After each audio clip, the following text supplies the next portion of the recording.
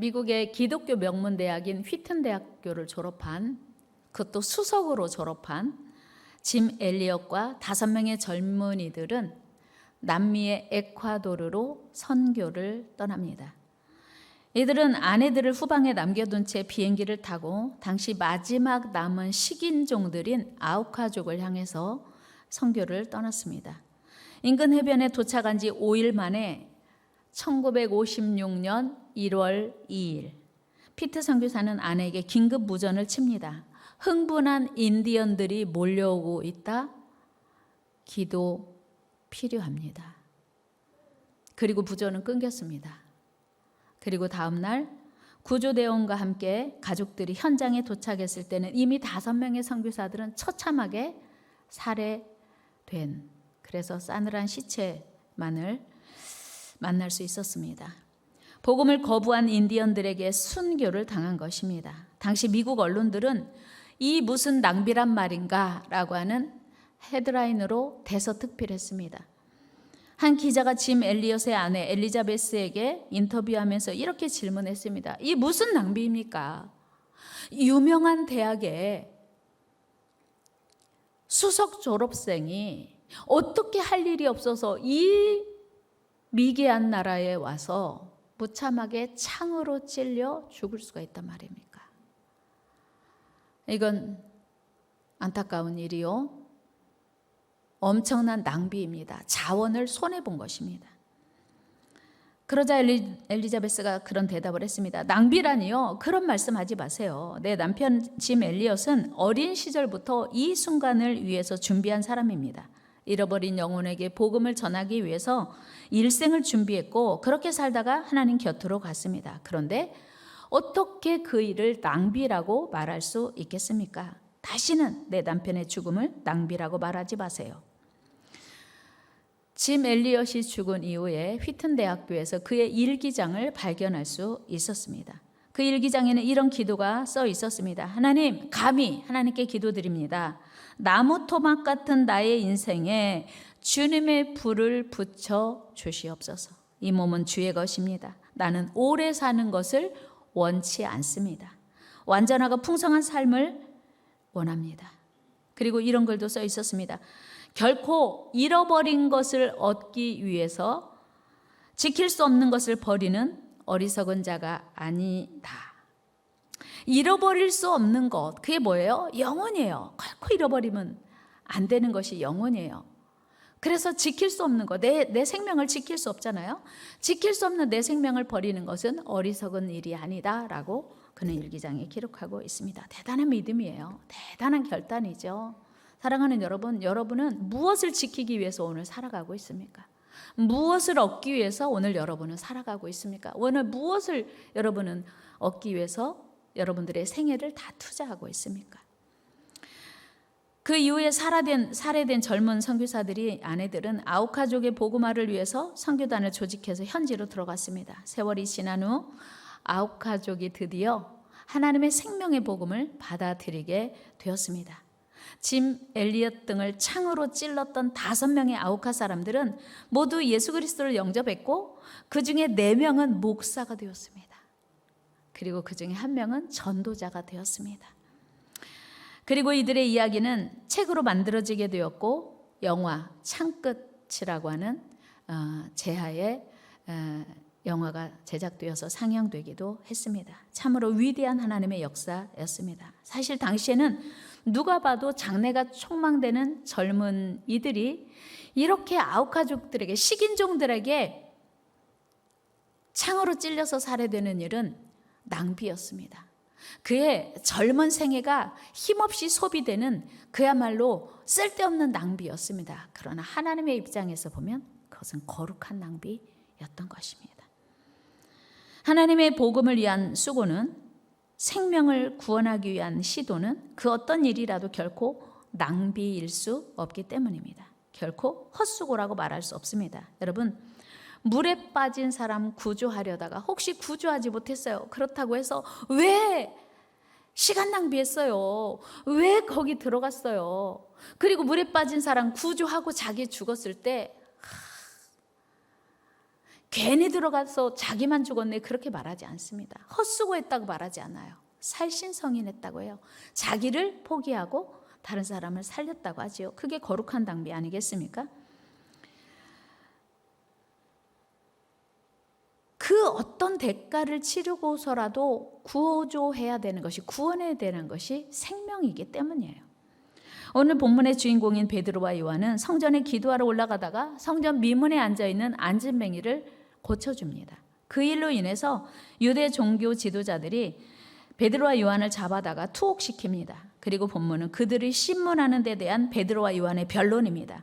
지금 그들의 목적은 사도들을 이단자로 규정해서 많은 사람들에게 이제 버림받는 거예요. 그의 말을 듣지 못하게 하는 것입니다. 그래서 이들이 전하는 복음이 사탄의 복음이라고 이제 몰아가기 위함이었습니다. 즉 그들은 예수 그리스도의 그 능력의 이름을 전하는 것이라면, 그리고 그 안진뱅이를 고친 것이 예수 그리스도의 그 능력의 이름으로 고쳤다면, 그들이 예수 그리스도가 십자가에 달려 죽은 것이 죄인이라고 여겨져서 죽으셨기 때문에 예수 그리스도 그 이름으로 병을 고쳤고 예수 그리스도 그 이름으로 복음을 전하는 것이라면 이들도 이단자다라고 몰아가기 위하여서 이제 이들을 체포한 것입니다.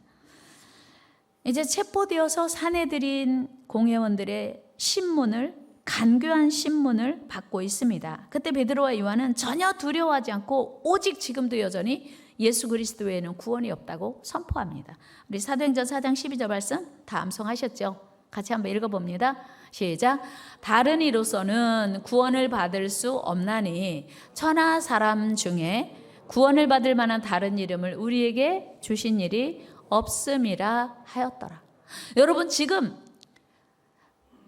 안전이 보장된 상태에서 이 얘기하는 게 아니에요. 예수 그 이름으로 말하지도 말고 전하지도 말라고 하는 그 삼엄한 상황에서 베드로와 요한은 자신 있게 다른 이로서는 구원을 받을 수 없나니 천하 사람 중에 구원을 받을 만한 다른 이름을 우리에게 주신 일이 없다고 지금 이야기하고 있는 거예요. 쉬웠을까요? 이렇게 예수 그리스도 그 이름을 전하는 게 간단한 일이었을까요? 결코 쉬운 일도 간단한 일도 아니었습니다. 지금 베드로와 요한은 생명 걸고 하나밖에 없는 목숨을 담보하고 이 복음 전하고 있는 것입니다. 그것만 해도 사실 사내들인 공회원들의 마음을 자극하기 충분한데 그들이 거기에다 한술 더 떠서 뭐라고 말하냐면 우리는 하나님 앞에서 너희 말을 듣는 것이 옳은지 하나님 말을 듣는 것이 옳은지 판단하라고 이야기해요. 한번 19절 20절 말씀 같이 읽어봅니다. 시작. 베드로와 요한이 대답하여 이르되 하나님 앞에서 너희 말 듣는 것이 하나님 말씀 듣는 것보다 옳은가 판단하라. 우리는 보고 들은 것을 말하지 아니할 수 없다. 한번 해볼까요? 우리는 보고 들은 것을 말하지 아니할 수 없다. 믿습니까? 지금 이들의 이 선포는요, 생명 걸고 하는 거예요. 여러분, 지금 자신의 생명의 생사 여탈권을 가진 그 사내들인 공회원 앞에서 예수님을 십자가에 달려 죽인 그 사람들 앞에서 우리는 보고 들은 것을 말하지 아니할 수 없다고 담대히 선포하는 것은 죽기로 각오한 거예요. 여러분 생각해 보세요. 어떻게 이들이 이렇게 생명이 위험한 상황에서 자신 있게 이렇게 복음을 전할 수 있었을까요? 그거는 지금 죽어도 좋다는 거예요. 왜요? 지금 그들이 전하는 예수 그리스도 그 이름은 이미 십자가에 처형된 사형수의 이름이었고 지금 현재도 그들은 감옥에 투옥된 상태였기 때문이었어요. 그러나 그들은 조금도 두려워하거나 위축되지 않고 예수의 십자가의 복음을 담대히 전했습니다. 여러분, 우리의 생명이 여러 번의 기회가 있다면 한 번쯤은 복음을 위해서 죽을 수 있어요. 그런데 아시는 것처럼 우리 생명은 한 번은 복음을 위해서 죽고 한편은 남편을 위해서 죽고 한 번은 돈을 위해서 죽을 수, 한 번은 돈을 위해서 살 수 있을 수 있다면 얼마나 좋겠어요. 우리 생명이 여러 번 있는 게 아니에요. 단 한 번밖에 없기 때문에 한 번은 복음을 위해서 살고 한 번은 뭐 돈을 위해서 살고 한 번은 사랑을 위해서 살고 할 수가 없어요. 한 번에 단 한 번. 그리고 그 단 한 번의 생명이 지금 점점 흘러가고 있는 거예요. 점점 줄어들고 있는 거예요. 그 단 한 번의 생명을 어떻게 살아야 할 것인가 하는 것을 우리가 매 순간 생각해 봐야 할 일이에요. 여러분, 사실은요, 지금 베드로와 요한이 사내들인 공회원 앞에 잡혀서 신문당하고 있다면 잠잠해야 돼요. 조금 있다 해도 되잖아요. 사람이 지혜가 있어야 돼요. 예수님도 뱀같이 지혜롭고 비둘기처럼 순결하라 했으니 지혜롭게 할 만하잖아요. 베드로와 요한은 양보하지 않았어요. 여러분, 어리석은 일 아니에요. 바보 같은 일 아니에요. 잘못하다가 죽을 수도 있는데 그 복음을 꼭 지금 전해야 됩니까? 베드로와 요한에게는요, 타협이 없었어요. 사실 이들만이 아니에요. 초대교회 7 집사 중에 하나였던 스데반 집사는요, 복음 전하다 순교당했습니다. 여러분, 복음 전하다 죽는 게 나서요, 살아서 오래 복음 전하는 게 나아요? 우리 생각에는 살아서 오래 복음 전하는 게 낫겠잖아요. 그런데 스데반 집사는 그날 그 시간에 그 자리에서 복음 전하다 순교당했어요. 그게 뭐예요? 하나님께서 무엇을 원하시는가 알기 때문이었어요. 우리 사도행전 7장으로 가봅니다. 55절에서 58절 읽어 시작. 스데반이 성령이 충만하여 하늘을 우러러 주목하여 하나님의 영광과 및 예수께서 하나님 우편에 서신 것을 보고 말하되 보라 하늘이 열리고 인자가 하나님 우편에 서신 것을 보노라 한데 그들이 큰 소리를 지르며 귀를 막고 일제히 그에게 달려들어 성 밖으로 내치고 돌로 칠세 증인들이 옷을 벗어 사울이라 하는 청년의 발 앞에 두니라. 아멘. 보세요. 지금 스데반 집사가요. 집사 스데반 집사가 너희가 죽인 예수가 하나님의 아들이고 하나님이셨다. 그리고 하나님이 구원의 길을 보내주셨다. 그렇게 막 강력하게 그들의 심장을 콕콕 찌르는 얘기를 하고 그날 죽었어요. 돌로 쳐 죽였어요. 우리가 생각할 때는 꼭 그렇게까지 해야 되나 싶은 생각이 들 때도 있잖아요. 하나밖에 없는 생명을 왜 그렇게 하찮은 일에 낭비해버리나 그런 생각할 수도 있잖아요. 그러나 스데반 집사는 그 길을 택한 거예요. 여러분, 왜 그랬을까요? 이것이 거룩한 낭비인 거예요. 누가 봐도 이건 낭비예요. 생명을 그렇게 허비할 수 있는가 하는데 그게 거룩한 낭비인 거예요. 사도 바울 역시 영혼을 구원하기 위해서 자신도 엄청난 고난과 역경을 감당했습니다. 그는 더러운 귀신 들린 여종 하나를 귀신 쫓아낸 것밖에 잘못한 거 없어요. 그런데 그 일로 인해서 사도 바울은 감옥에 수감되었습니다. 사도행전 16장으로 가봅니다. 16절 시작. 우리가 기도하는 곳에 가다가 점치는 귀신 들린 여종 하나를 만나니 점으로 그 주인들에게 큰 이익을 주는 자라. 그가 바울과 우리를 따라와 소리질러 이르되 이 사람들은 지극히 높은 하나님의 종으로서 구원의 길을 너에게 전하는 자라 하며 이같이 여러 날을 하는지라. 바울이 심히 괴로워하여 돌이켜 그 귀신에게 이르되 예수 그리스도의 이름으로 내가 네게 명하노니 그에게서 나오라 하니 귀신이 즉시 나오니라. 아멘. 보세요. 귀신을 내쫓은 것밖에는 사도 바울이 잘못한 거 없어요. 그런데 그걸로 인해서 매맞고 감옥에 갇혔어요. 우리 말씀 22절 23절 같이 읽어요. 시작. 무리가 일제히 일어나 고발하니 상관들이 옷을 찢어 벗기고 매로 치라 하여 많이 친 후에 옥에 가두고 간수에게 명하여 든든히 지키라 하니. 아멘. 보세요. 사도 바울은요, 귀신 들린 사람 귀신 내쫓은 거밖에 잘못 없는데 매맞고 감옥에 갇히고 자기 의지와 상관없이 고통을 받은 거예요. 여러분, 얼마나 바보 같아요. 그렇죠? 얼마나 지혜가 없어요. 왜 그렇게 헛수고를 했을까요? 그런데 하나님 보시기에는 그게 거룩한 수고요, 거룩한 낭비였던 거예요. 하나님 보시기, 우리 생각에는 헛수고요, 낭비였는데 하나님 보시기에는 그것이 헛수고가 아니고 거룩한 낭비였다고 하는 거예요. 누가 봐도 그거는 잘못된 일이었는데 하나님이 바꿔주신 거죠. 사도 바울이요, 그 감옥에 갇혀서 괜히 고생한 것 같았어요. 헛고생한 것 같았어요. 그런데 그 감옥에 갇혀 있는 동안 하나님이 기적을 베풀어 주셔서 감옥이 흔들리고 옥토가 움직이면서 쇠사슬이 풀어지면서 감옥을 지키던 간수가 큰일 났다, 죄수들이 다 도망갔겠구나 생각하면서 선생님 어떻게 하면 좋습니까? 우리가 어떻게 해야 구원받습니까? 물어봤더니 그 유명한 얘기 다 같이 해요. 주 예수를 믿으라. 그리하면 너와 내 집이 구원을 얻으리라. 아멘. 이 놀라운 복음의 증거가 간수들에게 일어나는 일이 그거였어요. 헛수가 아니죠. 낭비가 아니었던 것을 열매로 나타내게 되었다는 사실이에요. 그 가족이 다 구원받았어요. 그러니까 귀신 내쫓은 것 때문에 감옥에 들어가서 헛고생한 줄 알았더니 간수를 구원했네요. 로마 감옥에 있는 간수들을 구원했어요.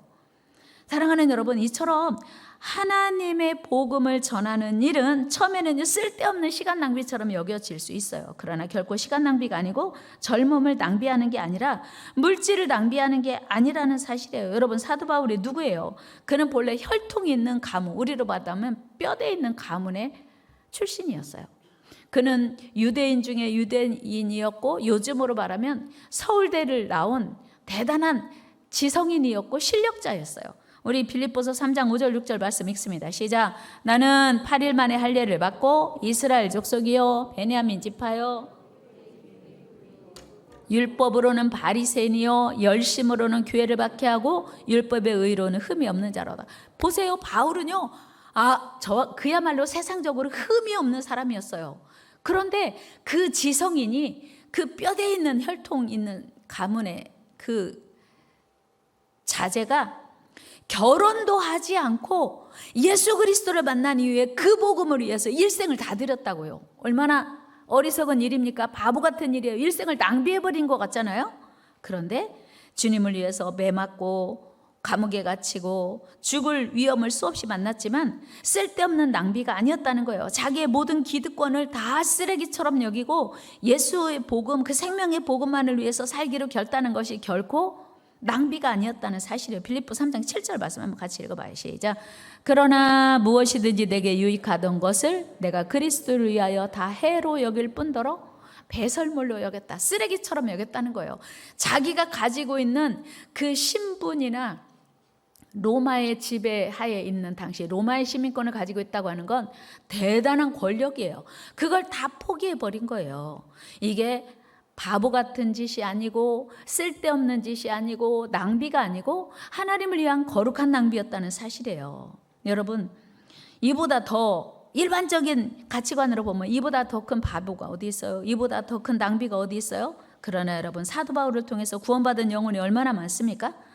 우리 오늘 유대인 아니에요. 이스라엘 사람 아니죠? 우리 외국인이에요. 이방인이에요. 사도 바울이 아니었다면요, 우리는 구원받을 수 결코 없었던 사람들이었어요. 그런데 사도 바울이 이방인에게 복음을 전하기 시작하면서 오늘 저와 여러분들이 구원받게 된 줄로 믿습니다. 그러니까 사도 바울이 그때 당시에는 바보같이 어리석은 선택을 하고 인생을 낭비한 것 같고 그의 시간과 열정과 그의 기득권을 낭비한 것 같지만, 버려버린 것 같지만, 그것을 통해서 많은 영혼들이 구원되고 하나님 나라 확장된 거 보면 하나님 앞에서 보면 그건 거룩한 낭비였다는 사실이에요. 여러분, 오늘 베드로와 요한을 통해서도 자그마치 3,000명, 5,000명씩 죽게 돌아왔습니다. 여러분, 우리가 생각할 때 지혜롭게 하지, 상황을 봐가면서 하지, 그렇게까지 강력하게 해야 돼? 죽음을 불사하고서라도 복음 전해야 돼? 우리가 생각할 수 있죠. 그런데 그 베드로와 요한이 복음 전함을 통해서 하루에 3,000명, 하루에 5,000명 영혼이 구원됐다는 사실이에요. 우리 히브리 4장 3절, 사도행전 4장 3절 4절 말씀 읽겠습니다. 시작. 그들을 잡음에 날이 이미 저물었으니 이튿날까지 가두었으나 말씀을 들은 사람 중에 믿는 자가 많으니 남자의 수가 약 5,000이나 되었더라. 남자만 5,000명. 예수님을 믿는 무리들은요, 예나 지금이나 여자가 훨씬 많아요. 지금 이 자리에도 여자가 많잖아요. 남자가 5,000명. 그러면 여자와 어린아이 합하면 10,000명도 넘는 거죠. 베드로와 요한이 자기 시간을, 자기 열정을, 자기 목숨을 담보로 하고 복음 전했더니 이렇게 놀라운 역사가 일어났다고 하는 거예요. 여러분, 복음 전파는 그 어떤 모습으로든 결코 낭비가 아니고 쓸데없는 허비가 아니에요. 지금 우리 교회에서 로비에 전시되고 있는 군산 최초의 선교사 윌리엄 정킨 선교사 역시 장래가 보장되는 유능한 청년이었습니다. 그런 그러나 그는 1896년 4월 5일 군산에 도착했습니다. 그는 1892년에 워싱턴 대학과 유니언 신학교를 졸업하고 그해 6월에 결혼했습니다. 여러분, 지금으로부터 120년, 130년 전에 워싱턴 대학을 졸업했다? 유니온 신학교를, 이건요 대단한 인재였었던 거예요. 대단한 실력자였었던 거예요. 그런데 그가 기득권을 다 내려놓고 장래가 촉망되는 그 대단한 미래를 다 포기하고 군산에 복음을 가지고 온 거예요. 그때 상황이 어땠어요? 그때 상황이요, 선교사님들이 머무는 집을 보면요, 여러분들이 옛날 그 우리가 살던 집 생각하면 별로 다르지 않아요. 너무 집이 초라하고요. 그 선교사님 가족과 그 도우미가 찍은 사진 보세요. 도우미 머리 보세요. 도우미 머리. 뭐 하고 있어요? 김치준 쌤, 이거 지금 뭐 하고 있는 거예요? 도우미 머리 스타일, 헤어 스타일 보여요?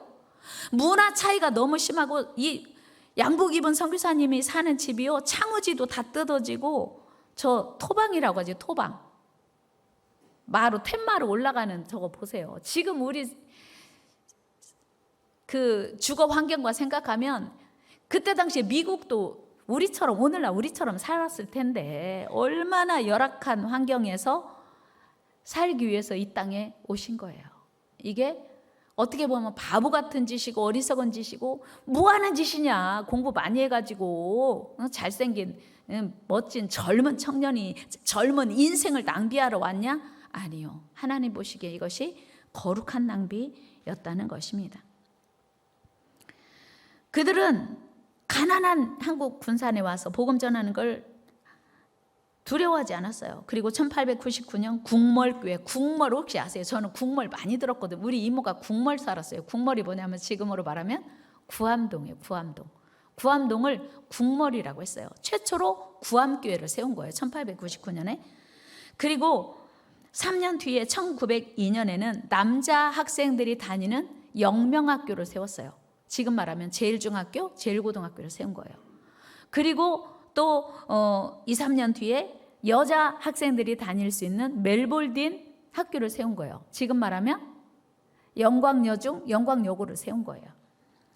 그리고 익산과 김제, 옥구 등을 다니면서 복음을 전했는데 교통수단이 없으니까 말을 타고 다닌 거예요.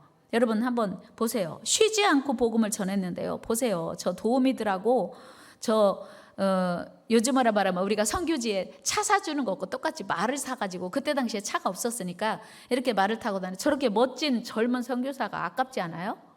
그렇죠? 정말 아까워요. 저 젊음에다가 그 많은 지식에다가. 근데 그것이 낭비가 아니고 헛수고가 아니고 쓸데없는 일이 아니고 하나님이 기뻐하시는 일이라고 했던 거예요. 너무나 열악한 환경인 지금의 구암동 습지대에 살면서 자신의 건강을 돌보지 않은 정킨 선교사님은 사역하다가 이질에 걸렸고요, 장티푸스에 걸려서 건강이 악화되어 가지고 1907년에 12월에 폐렴 걸렸고 그 이듬해 1월 달에 장티푸스로 발전되어서 향년 42세의 젊은 나이에 세상을 떠났어요. 여러분, 아무것도 부족함이 없는 젊은 미국인이 이렇게 가난하고 척박한 한국 군산에 와서 치료도 제대로 받지 못하고 세상을 떠난 것이야말로 대단한 낭비요, 헛수고가 아니겠는가 하는 거예요. 그러나 결코 헛수고가 아니고 낭비가 아니고 쓸데없는 낭비가 아니고 거룩한 낭비였다는 것을 오늘 우리가 증명하고 있습니다. 불과 120년 만에 군산은 인구 대비 교회 수가 가장 많은 것으로 기네스북에 오를 만큼 복음화율이 높은 도시가 된 거예요. 오늘 우리가 예수 믿게 된 건요, 정킨 선교사님 덕분이었다는 사실이에요. 정킨 선교사님의 지대한 헌신의 결과로, 그리고 그들의 가족이 정말 한국에 와서 아기를 땅에 놓기도 얼마나 불편했을까요? 얼마나 그 지저분한 열악한 상황에서 가족들이 함께 와서 자녀들을 키우는 것이 얼마나 불편했겠습니까? 그러나 그걸 마다하지 않고 희생을 한 거예요. 헌신을 한 거예요. 여러분, 우리 정킨 선교사님의 그 헌신의 결과로 오늘 우리 군산이 복음화가 되었다는 사실을 기억해야 됩니다. 그 이후로도 이제 선교사님은 6개의 교회를 더 졌어요. 지금 대하에 있는 산이 만자산이라는데, 그래서 만자산 교회를 졌어요. 그게 지금 지경교회고요. 개복교회, 그 이후로 여러 교회들을 이제 더 세우기도 했습니다. 여러분, 정킨 선교사님의 지대한 헌신이 아니었더라면 오늘 우리가 어떻게 예수님을 믿을 수 있었겠습니까? 뿐만 아니고 하나님이신 예수님이 이 땅에 오셔서 불과 33살의 젊은 나이에 십자가에 창과 못으로, 그리고 가시면류관으로 처참하게 모든 사람의 보는 앞에서 벌거벗은 모습으로 십자가에 죽으시는 것이야말로 정말 어리석은 일이요, 낭비인 거예요. 헛수고인 거예요.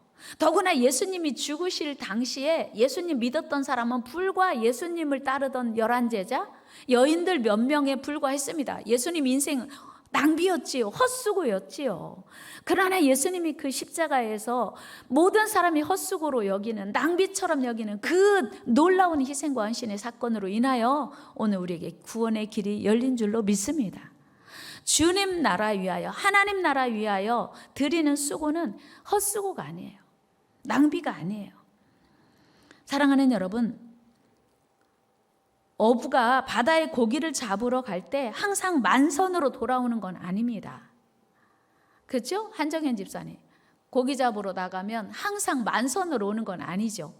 그런데 그 비싼 휘발유에다가 그 비싼 그 식자재들과 어부들을 고용해가지고 나가는 것은 어찌 보면요, 고기 못 잡으면 헛수고인 거예요. 낭비인 거예요. 그런데 기름 많이 넣을까? 금방 다 써버리면 낭비니까 조금만, 선원을 조금만 태울까? 이런 생각하지 않아요. 왜요? 당연히 그것이 있어야 고기를 잡을 수 있으니까 투자합니다. 여러분, 낚시광들은 아시겠지만 바다에 나갈 때 낚싯대도 엄청 비싼 거더라고요. 그리고 그 미끼를 사가잖아요. 아까 고목사님 물어보니까 요즘은 무슨 낚시? 그 가짜 낚시 보고 가짜 미끼 보고 뭐라 그래요? 인조 미끼? 근데 그것도 몇천 원에서 몇만 원짜리까지 있대요.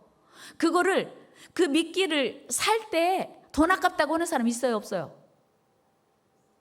낚시광이 미끼를 몇천 원 내지 몇만 원 주고 사서, 또 비싼 낚싯대를 사서 고기 잡으러 가면서 어떨 때는 빈 손으로 들어올 수도 있어요. 그래도 그거 아깝게 생각해요, 안 해요? 여러분, 운동하면서 비싼 운동복을 사고 비싼 운동 도구를 사면서 낭비라고 생각합니까? 아니에요. 때로는 그거 다 비싸게 준비해가지고 제대로 활용하지 못할지라도 절대로 아깝게 생각하지 않아요. 낭비라고 생각하지 않아요. 그렇다면 영혼을 구원하는 일에 눈물로 기도하고 금식하고 우리가 선물 사주고 식사 대접하고 하는 게 낭비일까요? 결코 낭비일 수 없어요. 물론 세상적인 관점에서 보면 그건 낭비요. 그러나 하나님 입장에서 보면 거룩한 낭비예요. 여러분, 우리가 생각하는 낭비, 하나님 입장에서 보는 거룩한 낭비, 여러분 구분할 수 있는 은혜가 있기를 축복합니다. 구분할 수 있는 지혜가 있기를 축복합니다. 여러분, 우리가 전도했어요. 눈물로 기도했어요. 그리고 선물도 때로 사줬어요. 식사도 대접했어요. 근데 안 왔어요. 그럼 헛수고인가요? 낭비인가요? 아니에요. 하나님은 전도한 걸로 기억하시는 거예요. 하나님 다 알고 하나님 다 보고 계시기 때문이에요. 오늘 우리 어때요?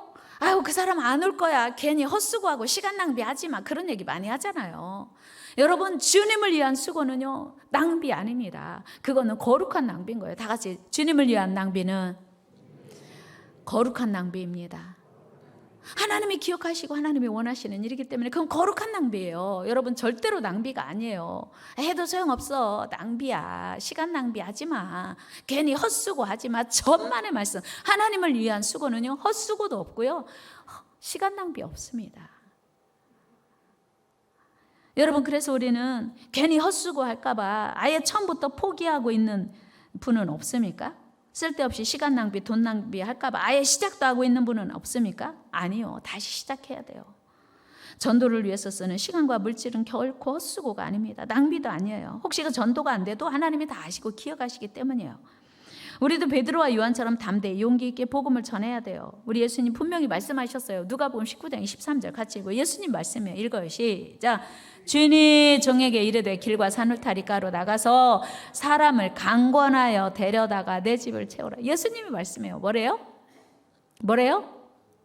강권하여 데려다가. 무슨 얘기예요? 사람을 돈 주고 사오기라도 하라는 거예요. 지금 영락교회가 지금은 큰 교회, 건강하고 한국의 모델 교회가 됐지만 그 월남에서 피난민들이 교회를 구성하고 있을 당시에 너무 초라하고 가난한 사람들이 모여 있었대요. 그런데 목사님이 전도를 하라고 하니까 전도할 사람이 없는 거예요. 그래서 남대문 시장에 이제 손님을 기다리고 있는 지게꾼들을 돈 주고 사왔대요. 하루 품을 사서. 하루 일하면 얼마예요? 일당을 주고 그 대신 나하고 교회 가서 예배 드리자고. 그랬더니 글쎄 그 사람들이 지게꾼들이 다 지게를 지고 교회로 왔대요. 하고 지게 받쳐놓고 예배를 드린 거예요. 근데 그분들이 은혜 받고 그분들이 변화되어 가지고 모두 그 교회 장로님들이 되었다는 거예요. 여러분, 품을 주고 사와도 하루만 갑시다 해서 와도 하나님이 일하시면, 하나님이 역사하시면 하나님의 사람으로 변화될 줄로 믿습니다. 없으면요 품이라도 사와야 해요. 한번 해봐요. 없으면 품이라도 삽시다.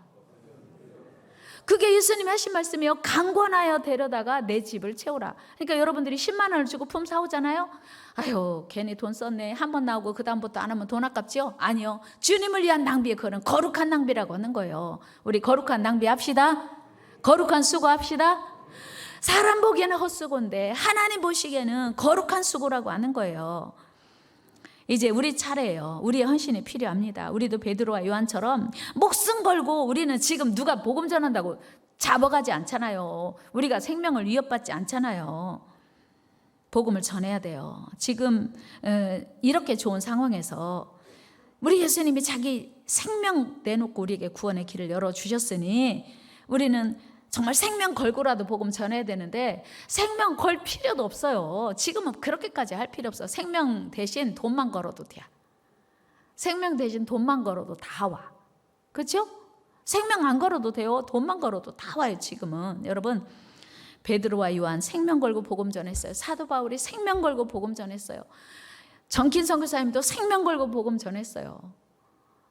짐 엘리엇이 생명 걸고 복음 전했습니다. 우리 예수님도 생명 걸고 구원의 길 열어주셨어요. 사랑하는 여러분, 사도 바울도 결혼도 하지 않고 그 젊음과 생명까지 땅끝 전도를 위해서 헌신했습니다. 사랑하는 여러분, 그들이 모두 다 우리의 구원을 위한 한 알의 미랄이 된 거예요. 예수님이 오늘 우리에게 한 알의 미랄이 되라고 합니다. 여러분, 한 알의 미랄이 됩시다. 우리 요한복음 12장 24절 말씀 읽어요. 시작. 내가 진실로 진실로 너에게 이르노니 한 알의 밀이 땅에 떨어져 죽지 아니하면 한 알 그대로 있고 죽으면 많은 열매를 맺느니라. 아멘. 여러분, 유실수 중에 끝까지 나무에서 안 떨어지고 매달려 있는 열매들이 있어요. 대추나무가요, 우리 심은 지 얼마 안 됐는데 그 땅이 좋지 않으니까 열매는 많이 안 맺는데 씨가 떨어져 가지고 여기저기서 대추나무들이 또 막 자라고 있거든요. 그런데 대추나무에 끝까지 대롱대롱 매달린 그 열매 한 개는요, 끝까지 한 개예요. 떨어져 죽지 않으면 싹을 틔울 수 없어요. 열매 맺을 수 없어요. 떨어지지 않으면. 감나무에 혹시 까치바바라고 감을 하나 달아놓잖아요. 그러면요, 떨어지지 않고 거기 달려있는 그 감은요, 끝까지 그냥 그 하나로 끝나요. 그것이 떨어져서 땅에 떨어져서 씨앗이 심겨져야 거기서 싹이 나고 열매가 맺는 거예요.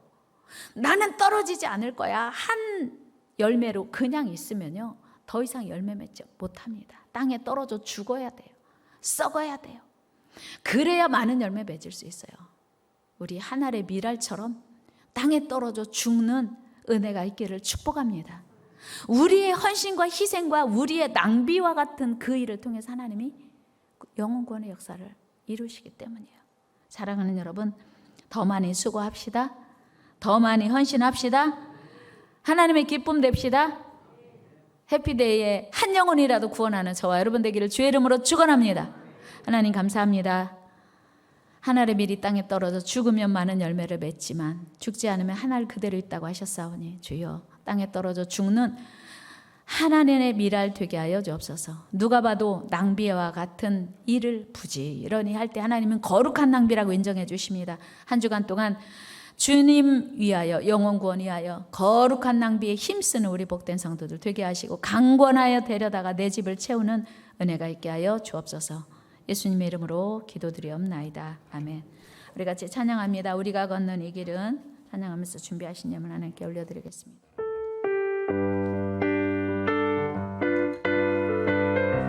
박수 치면서 찬양합니다. 우리가 걷는 이 길은 거기에 적고하며 잔들이 매우 적어서 외롭지만 이 길 끝에는 우리 주님이 계셔 우리를 품에 안아주시니 세상 사람들 우리들을 보며 어리석다고 조롱하지만